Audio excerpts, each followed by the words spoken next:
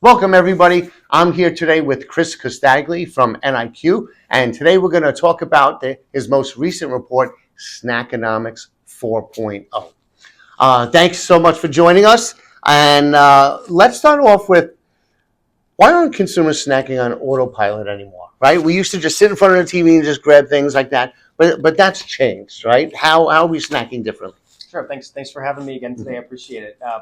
I think one of the big drivers, snacking is not cheap. It's expensive, and consumers are feeling the effect of higher prices, and they're thinking more about what they're buying. They're looking to get value out of it, and sitting on the couch and shoving your hand into a bag of something and putting it in your mouth doesn't really fit with the way that the consumer is shopping and thinking about what they prioritize these days. They want value from it, and it's not just value in terms of a low price. They want protein, they want fiber, they want low sugar, they want organic, they want things that are going to help them be energized to get through their day. It's not not really thinking about it, just consuming the way that we used to think about it in the industry. I've been thinking that's it. It used to be we were bored and we would just drift to whatever potato chips, popcorn. It seems people, I myself definitely, were a little more intentional about it. It's like I'm going to grab this particular snack bar because it's only got a few ingredients. It's got high protein. 4 ingredients. That's it, or less. Something that's healthier, or snack on nuts, or something that's going to give me something of value. Has that impacted the way people shop? Like, are snacks still an impulse item, or has that changed? Oh, no, they definitely are an impulse item, but I think as consumers shop differently, I think the way that snacks fill an impulse role is changing. I mean, think about consumers that are going online and then they're purchasing products online. It's difficult to get impulse online. Yeah. You're not walking the aisles of the store. You're not standing at the register and you've got the whole display of impulse snacks right there. It's more out of sight, out of mind. So the consumer actually needs to be more intentional to have an impulse purchase online, and that's difficult to do. Where I think impulse, especially with snacking, shows up online really is through social media, social commerce, something like a TikTok shop. Yeah. I mean, if you think about, I don't know if you have Instagram or anything like that, but if you scroll through your feeds, your feed knows you better than you know yourself, excuse me. And it's serving up things that are relevant to you. And it does exactly the same thing if you're looking for food and beverage products. It's serving up, what it thinks Chris is going to like, what it thinks Joe's going to like, and that's what's right in front of you, and it's easy. You just push, click, and buy, and it's done. And I think that's where impulse is really showing up today, especially for those consumers that are moving online. Now, are we getting more intentional in terms of the ingredients too? Absolutely. I think consumers are paying more attention to what's in products today than ever before. I think part of it is the way that the administration has focused, and the Trump administration has focused on ingredients. Yeah. The MAHA movement, removal of artificial colors and dyes. We see in the snacking and the candy space when the announcement about the red dye 3 ban. You could see that in the numbers. Consumers pulled back on products in that space that had those ingredients. So I think that's partially made consumers pay more attention. But we've also had this proliferation of technology that's playing into that as well, and it's allowing for a more informed consumer. It's not just picking up the label and reading it now. It's picking up the label and snapping a picture of the label with ChatGPT and saying, tell me what this is, tell me if it's good, tell me what I need to be worried about. And then you've got those third-party scanning apps that people are using as well. And it's changing the way that they think about brands because it's essentially showing the reality of what a product is, whether it's a snack or not, versus what the brand said it is. And in some cases, it's lockstep. It's what you are, what you said you are matches perfectly. In other cases, it doesn't. I think if you need to go to ChatGPT to figure out what an ingredient is, that's a red flag in itself. Yeah, some people say if I can't pronounce it, I'm not buying. So like the fact that you have to do that. But then again, just to those scan apps, it'll really tell you what's in there. I could see that being a big value. And then speaking of value, right? A lot of times we we hear across categories that consumers are looking for more value, not in terms of price, although that's a factor, but just in terms of they want to get more out of the thing, and I could see that with this category too. Well, and I think the value component of it, I think, is so interesting. I've been out speaking to a lot of manufacturers lately, and I keep going back to this idea of value and how, as an industry, so often we think about value as the price. We deliver value to our consumers, to our shoppers, by being affordable, by having a strong price relative to our competitors. But when I think about value, I think about value really as an equation. It's a division equation. It's the justification for your price divided by your price. And if you think about what's happened, whether it's snacking again or otherwise, over the last number of years, prices have gone up, commodity costs have gone up, margins have fallen, profits have fallen, and you've seen manufacturers take prices up and held the justification flat. Well, simple division. If you increase the size of the bottom number in the equation and you leave the top number the same, value gets smaller. But snacking, especially, what we've seen happen to preserve margins, to drive that revenue as costs went up, justification shrank. You went from a 10 count to an 8 count. You went from 32 ounces to 28 ounces. You went from a glass container to a plastic container. You changed something and you lowered justification. Well, if you lower the top number and you grow the bottom number, your value actually gets even smaller. So in a lot of cases, brands themselves have eroded their own value by the way that they've changed their brand over the last couple of years. And I think about that equation all the time. And, I use this example. I'm a big car fan. I've always loved cars. I grew up being a huge car fan. My dad used to take me to races, and I've always loved Ferrari. I've always wanted one. That's like my ultimate dream car. And I could go and buy a Ferrari tomorrow. I could sell my house. I could take out a big loan, and I could have that Ferrari. But I'm living in it. So as I think about that purchase, it doesn't drive enough value for me because I can't justify living in my Ferrari that I was able to go and finally buy. And we run that same equation in our head when we buy bread or candy or gum or cookies. It's not that extreme, obviously, but we're thinking about that. And what am I getting for what am I paying? And when there's a disconnect between those, that's where we see consumers make a change. Gotcha. What about indulgent versus healthy snacks? And price. Inflation's obviously impacting everybody, so that factors in. But also, you do every once in a while want to just completely indulge, like I did at lunch today here. Had a little dessert afterwards that had no nutritional value at all, but it's a rare thing. So. Yeah, I mean, snacking overall, of course, got more expensive. I don't think that's surprising. And then we saw that healthier snacks did pull away a little bit more. They got a little bit more expensive than indulgent snacks did. So not overly surprising. I think when it comes to the indulgent side of things, even if you think about a GLP-1 consumer, for example, they still want indulgences. They still have cravings. They still want some of those things. They have higher expectations, and they're paying for products that deliver better. But that role of indulgence is still certainly there, just pure indulgence. It doesn't have to have a lot of other, bells and whistles that go along. Other than tasting really good. Other than, tasting great. And that certainly is still there. One of the things that I thought was really interesting, though, when we looked at the data and we break apart the healthy and the indulgent, we see that healthy snacks are really what's driving snacking overall. That's the growth center for the snacking industry. But when you look at indulgent and you break out better for indulgent, you actually see better for indulgent is growing faster than healthy. So it's this idea of the cake that's true indulgence, but it's a better version of it. It's got better ingredients. Maybe just clean ingredients. So it's this idea of indulgence, but it's a permissible version of it. Maybe it's made the old way, like a home-baked cake. Sure, it's still cake, but it's going to have better ingredients. Healthy cake. It's not like having an apple as a snack, but you have an apple pie with all homemade ingredients. So the convenience channel, right? We've talked at length in a previous video, which I'll share with this one. But snacks, this like a snack haven. How is all of this impacting that channel? Well, so when you think about the convenience channel, the channel is struggling a bit. If you think about the big trip drivers to convenience. If we take gasoline out of the Mhm. equation, one of the biggest drivers is alcohol. One of the other biggest drivers are cigarettes. And when you think about the U.S. consumer, alcohol consumption in this country is at a new low. We continue to see fewer and fewer consumers smoking cigarettes these days.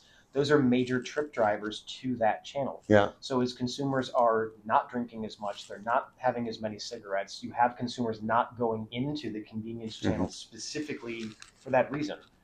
I mean, at the same time, you have a consumer that is being more intentional, even if it doesn't have anything to do with alcohol, nothing to do with cigarettes, or being more intentional about the way that they spend their money. And they know that going to the convenience channel has a cost premium because it's convenient, you pay for it. So they're intentionally not going to that channel to prevent themselves from the urge to buy snacks in that channel. So that's certainly having an effect on the way that the categories are performing in convenience stores today. Huh. Well, I wonder if, and I'm just wondering out loud here, there's, so you have less alcohol consumption, less cigarette consumption, but there's more THC consumption. I'm wondering if that has any impact on snacking, right? Because they go hand in hand. That certainly would help, for people that are using those sorts of products. Yeah. I mean, snacking certainly goes right along with those.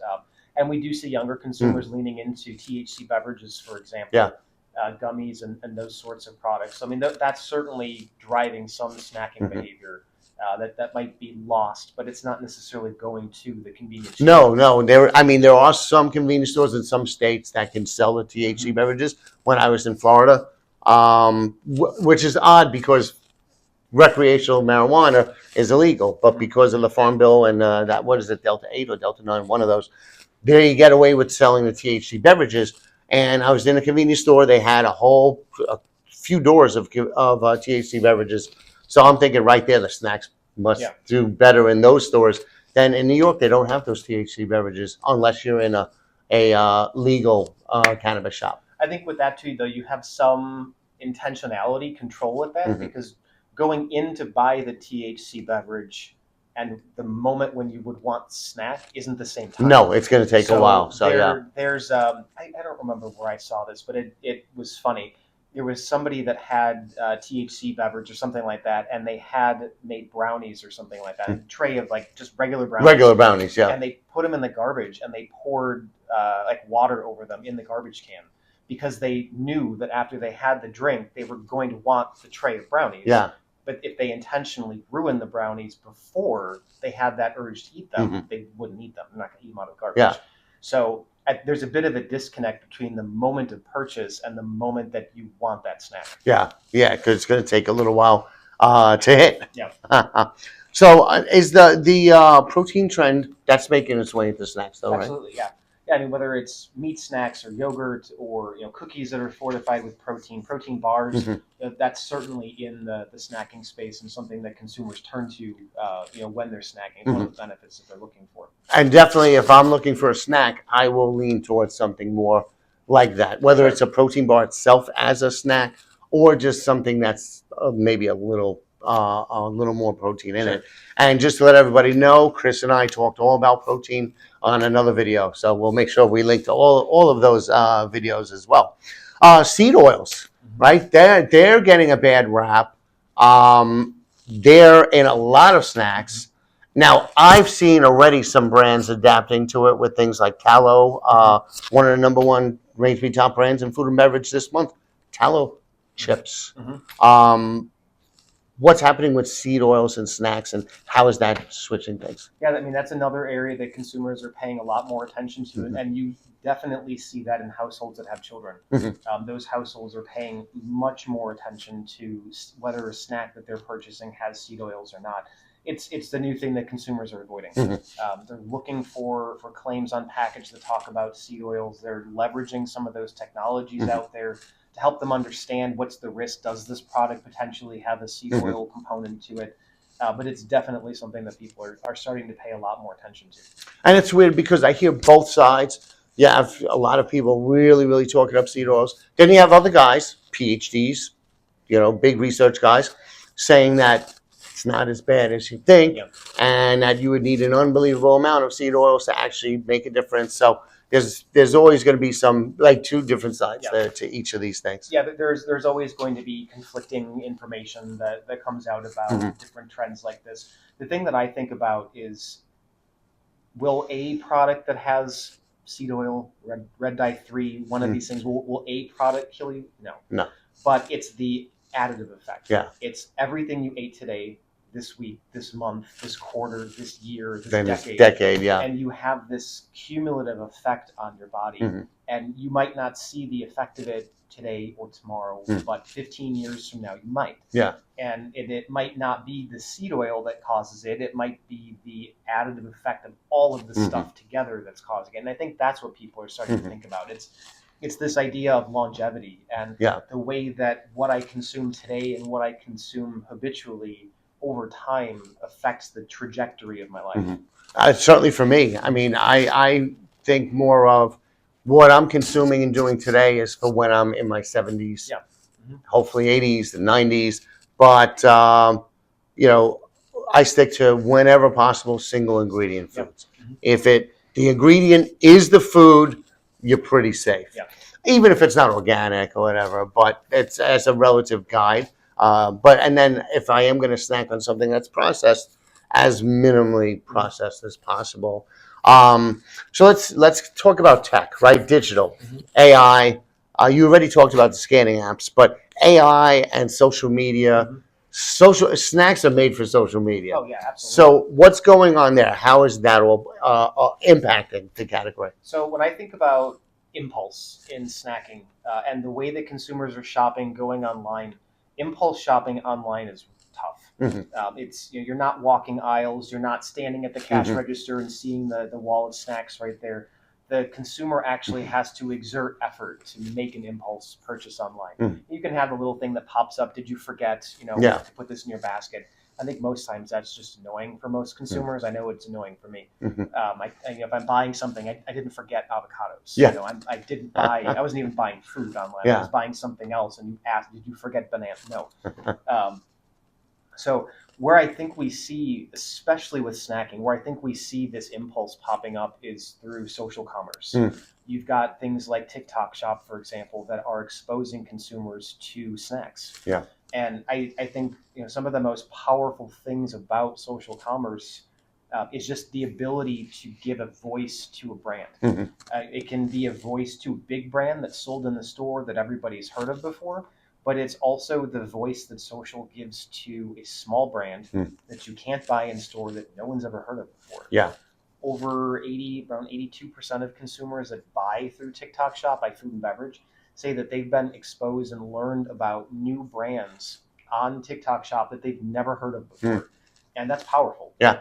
It means that for the big manufacturers that are selling through traditional channels, you get who your competitors are in traditional channels. You don't get who your competitors are in this space. And it can be explosive growth. There's one example in the health and beauty care side. There's a brand that from 1985 they've been around, and they make this soap scrubber. It's a soap almost like a loofah infused with soap called Espon Jabon. It's from Mexico. And somebody posted a video of their product in CVS, and it went so viral that they had to go from producing 40,000 bars a week to 200,000 bars a day. Wow. Just from that one video. And the thing is, and they were limiting it to like 3 bars per person in the stores. But again, it wasn't a brand like, a Dove or something that's everybody knows everywhere from the stores. But it's just so exactly what you said. It's a perfect example of it.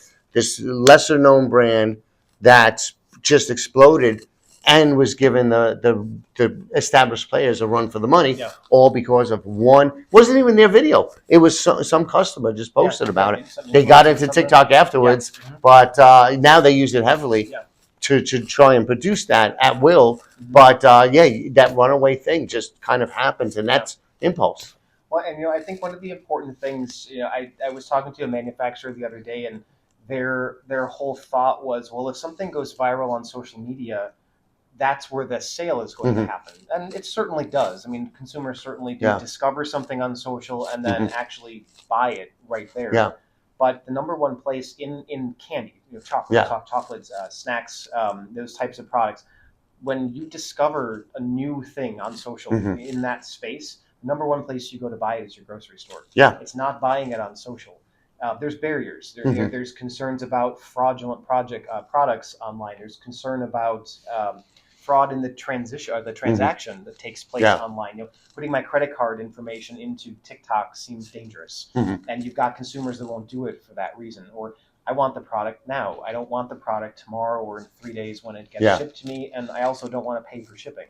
So there are some barriers to that actual purchase happening on social. So there's this importance of having some of those social items in the store, but at the same time, there are things that go viral in the snacking space that you don't really need to have a new SKU for. Yeah. You just have to think a little bit differently about the way that you show up on the shelf and the way that you merchandise and talk to consumers in the store.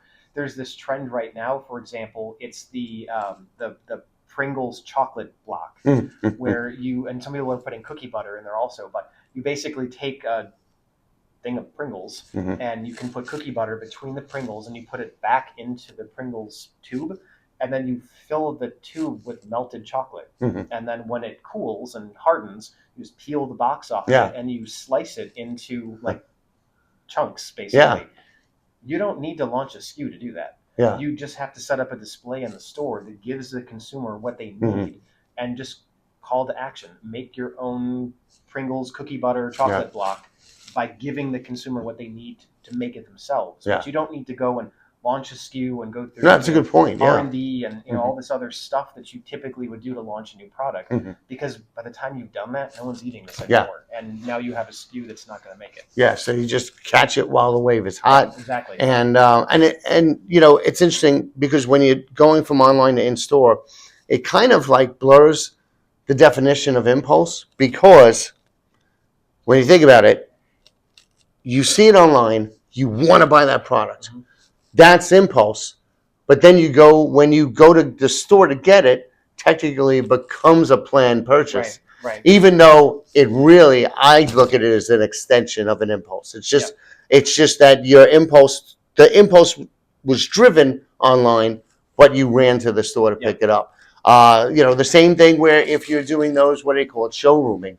You're in a store and you find the product and you're like, this is awesome, I got to get it. But then you buy it on Amazon. Yeah, exactly. Yeah. It's still, in my mind, it's still an impulse purchase, even though on Amazon it's a planned purchase because the impulse was in the store. So either way, it's just the whole digital landscape just kind of blurs that all together. Yeah, there's a disconnect between the point that you learn about something and the location that you actually choose to make that purchase. And like an umbrella becomes an impulse purchase when it's raining. Yeah, exactly. Yeah. Otherwise, who cares? Right. It's like, So okay, to wrap up with two things: one, recommendation on the retailer side, and one for the brand side. Right. So in your research, you suggest that retailers should curate, not just carry. So what's the one item, like what should they cut from their shelves? How should they do this curation in terms of having the optimal mix? Well, I think part of it's understanding that there is a consumer that wants high end in every category. And there's a consumer that wants affordability in every category. They want a lower price option. And we use private label for that a lot of times. But even within private label, we have tiers. We have private label that is more premium, and we have private label that's much more value. But as you think about what you carry on the shelf, there are certain spaces within snacking where we just have too much of certain things. I published a little while back a piece on the chocolate category, looking at premiumization across chocolate. And the big finding in the research was that higher end chocolate is doing real well. It is the category's recruiter, for lack of a better way to say it. When you look at the new buyers that came into the different price tiers versus the buyers that left, super premium is the tier that won, and it largely did that with Dubai chocolate. That's been huge. It's viral, super trendy, viral. It's spreading out into all kinds of other categories. I bought a Dubai chocolate panettone this year. As an Italian, that felt a little blasphemous, but it's spreading across the store. And when you look at a shopper that's going to the store, they're buying that super premium chocolate or chocolate segment. They're only buying 4 times a year. Yeah, which is very slow velocity. I've talked to a lot of audiences, and I've asked every single one when I have this conversation, raise your hand if you've ever tried Dubai chocolate. And most of my audiences, everybody raises their hand. The follow-up question is, keep your hand raised if you bought it twice. Almost the entire audience in every room I've done this in puts their hand down. That's the problem. You get this viral interest in something, and then a retailer goes and fills a shelf with 10 different brands that are all similar, offering a little bit different here, a little bit different there, but it's all Dubai chocolate. But you've got this flash in the pan thing that consumers want now. The repeat rate is low. Only around 17% of people come back and buy it a second time. 92% buy one brand. They never buy a second brand. So a retailer doesn't need 10 brands of Dubai chocolate on their shelf. They need 2. Yeah. And they have to be thinking about that super premium shopper that makes 4 trips. They don't want Dubai chocolate 4 times. Dubai chocolate was last season's flavor. What's the next season's flavor? Yeah. That's what you should be focusing on. And I don't think we see that yet. And that's an interesting, like if you tie it back to the Pringles chocolate thing that you talked about, that could be a way of kind of maintaining that without the expense of putting new brands on the shelf. Figure out new ways to use what you already got to address some existing trend. Well, and actually, I think Dubai chocolate, that was interesting. When it first went viral and really took off, retailers couldn't keep it on the shelf. The demand was so high. And you saw retailers do exactly what I talked about with the chocolate Pringles block. They gave, they were selling kits, make your own Dubai chocolate, and they were giving you the components to just go and make it yourself, because they couldn't keep the actual finished product in stock. That's a good idea. It flew off the shelf. So I think that was a place where we actually saw that put into practice really well. But then, when the supply chain caught up and now you've got shelves that are full of Dubai chocolate, I think there's a missed opportunity in there for other things to keep that higher end buyer really invested in and engaged with the category. Yeah, like what's that next thing going to be? And how do you, they're probably scouring TikTok now to find it. So what's your recommendation for brands? I think for brands, it's really focusing on the value ultimately that you're creating. It's still having that affordable price point. Consumers are looking for something that they can afford. But it's really focusing in on creating that overall value, thinking about that equation. Yeah. How are we justifying the price point that we're at? If we downsized and we increased our price at the same time, that breaks trust in the minds of consumers. We have tons of research where we keep seeing that as a recurring theme. So the biggest recommendation that I can make is be laser focused on the value that you're creating. And if you are taking pricing action, be thinking about how you make that right for the consumer with justification. It doesn't mean you have to all of a sudden become non-GMO overnight. It could be that you tap into an emotion for a consumer, and that can be the justification that they need for that price point. But it's I think it's a trap to only think about using price to create value for the consumer. Yeah, like it was goes back to what you said at the very beginning, right? Find out what their definition of value is. What are the components they're looking to, and kind of address that and meet them where they are at. Well, I think the biggest unlock with that is so many of the things that I see in research are sustainability is important. Great. What about sustainability? Or, functional benefits are important. Great. Which ones? Yeah. And, how does that differ across categories? There's certain categories you have an expectation for certain benefits and others you don't. Yeah. So to go out and say, look at me, we're sustainable now. What does that even mean? How are you sustainable? Is it packaging? Is it animal welfare? Is it recyclable? Yeah. What about it? What about you is sustainable? And if you choose to go down the path, let's just make this up, animal welfare, but your consumer really cares about the recyclability of your packaging, you just went down the completely wrong path. So it's making sure you get the high level, this is what I want, sustainability, but what about sustainability is the most important thing for the consumer. Gotcha. And then help when as a brand, you're addressing the retailers to keep that curation in mind and how you're going to really keep that velocity going when the next trend comes along. Yeah, absolutely. So awesome. Well, listen, thanks. We're going to keep doing this. This is our third video together. We're going to keep doing this as new research reports coming out. We'll do Snackonomics 5 when that's ready. So you'll find lots of great stuff on NIQ's website. You can always find Chris on LinkedIn. Any other places they should look for you? So we will be doing a Snackonomics 4.0 Part 2 if I get it finished. The plan right now is to have a webinar probably sometime at around the end of June. Okay. We'll make that available. And then, of course, there will be a recording afterwards for anybody that's not able to attend the live recording of it. But that's the plan for now. I got a lot of work cut out for me. Yeah, you do with all these reports coming up. So, yeah, we'll share the information about that when it comes out, too. So, as always, great chatting with you. Thanks for joining us. Thanks for having me. I appreciate it.